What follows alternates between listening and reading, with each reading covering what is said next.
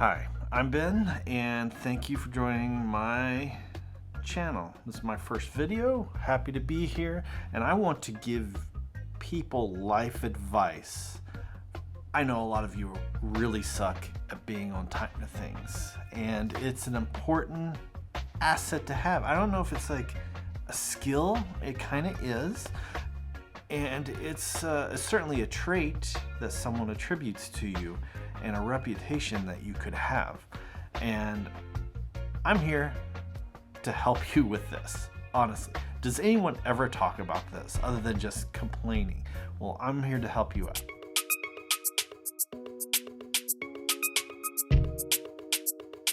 I'm Ben. I'm not perfect at life. No one has a manual for this world. I've made a lot of mistakes, and I've gotten to where I'm at because I have made those mistakes. And now I'm trying to share some life experiences with you and let you know, number one of my biggest pet peeves are people who are constantly or consistently late for things.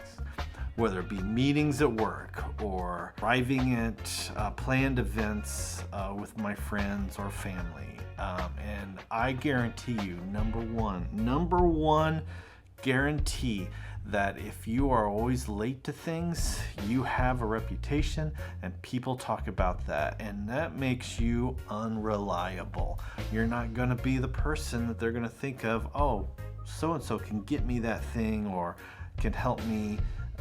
In the relationship world, it's not a good thing. It's not a good thing. We need to make an effort in our lives, and relationships require lots of effort.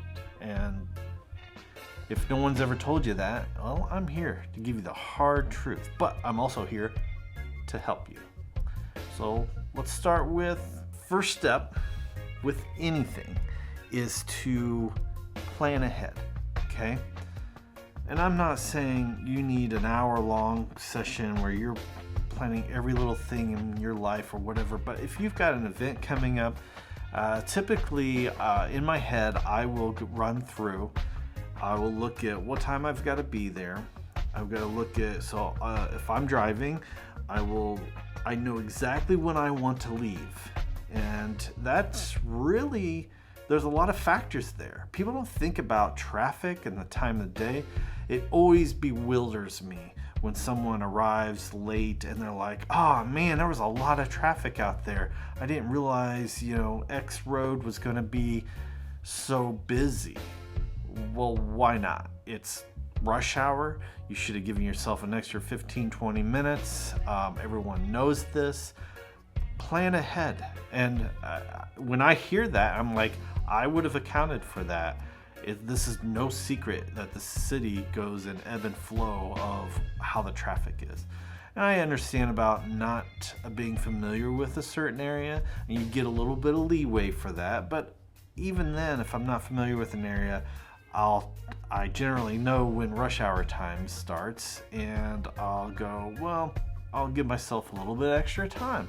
And that starts with thinking about that beforehand, before even getting to a point where you're even in the car. You should have that all mapped out. And that is crucial, that logistics. So logistics being the big part of this, driving being a little bit of that, but even before you step into the car, you know what time to get into that car. You also have the whole part of getting yourself ready. If you have to get up in the morning, make sure you're up. You know how long it takes you to get ready, take a shower, put on some clothes. But then you also got to remember, if you're bringing things or you have to have things ready, or if you have to feed the dog, those are all factors that you've got to think about. And it doesn't take long. You just run through it in your mind every time. I know it sounds weird, but if you think about it ahead of time, you won't be surprised. If there are things that I need to get together, I will always put it together either the night before if it's a lot of things. Sometimes I have an event, I'll do a photo shoot or whatever. all that stuff is prepped, ready, and staged to be put in the car the night before. Or if I have plenty of time, if it's in the evening, I'll do it in the morning, right? And it will be ready. Before I even start to get ready, all of my stuff that has to come with me is ready. And I think a lot of people don't think of that. They just get ready and they're like, oh yeah, I gotta do this, and oh, I gotta, let the cat out or whatever, those things because they didn't think ahead. They didn't think about their regular schedule. Well, now you've got added on the extra logistics of getting the pie or food ready for the holidays coming up. This is the trap that people fall in, and they don't learn from it for some reason. And maybe it just takes someone pointing this out. I figured it out. Gen X were just kind of notorious for that because we were made to figure things out when we grew up. But those are the kind of things that will help you by just planning ahead. If it's a list of items, I'll write down a list of items. If it's going to be a vacation or a trip for the weekend and I'm meeting friends or whatever, I will list the things that I need out on a piece of paper if that helps. If there's a lot of moving parts, don't rely on your brain for everything. Create a little bit of list in a journal, like I need to get this done by Thursday, I need to have all this stuff ready again the night before, and then we're going to be good to go. Anybody else that's with you, that's another trap you get into. If you have kids, siblings, or friends that are actually going to be with you at the time and they have to get ready and you have to be somewhere, you've got to talk to them about it and say, you need to be ready at this time because we're out the door. I literally shoes on, out the door at X time, right?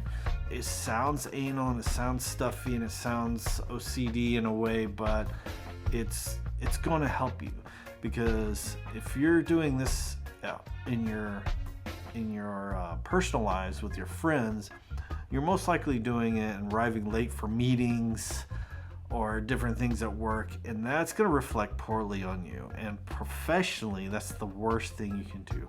I never want to be late for a meeting. Sometimes other meetings run over and there's situations, but if I have control of it, I will not be late for when other people are expecting me to be there. That's why they're given a time. When you ask someone, and make sure you always know what time to be there. At work you have a meeting time, so you can plan ahead. When someone's asking you to come over for dinner, what time do I need to be there? That's the first thing you're asking, right? So the expectation is set, and they are expecting you to be there at that time. So don't let them down.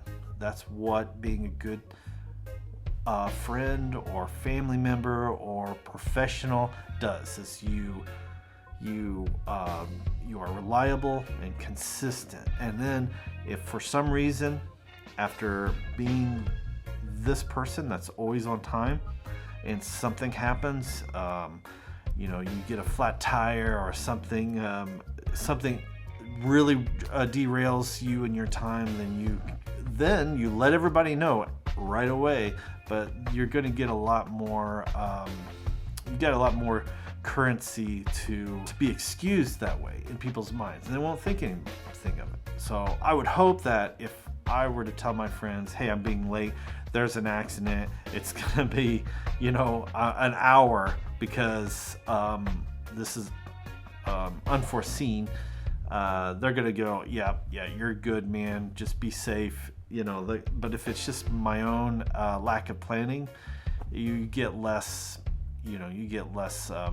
favors for that. So just trying to help you out. This will help you in your life, and not even just events you're going to, but things you want to get done, right? You can't start things if you don't plan them and be present when you set that expectation or someone else does. So it's an easy way not to let other people down and to prop yourself up and just to be a good person. So I know that's in you, and hopefully this helped you. Thanks for watching my first video. Like and subscribe. I'm hopefully going to do my best to to give some good advice. And outro, I don't have one, but see you next time. Thanks.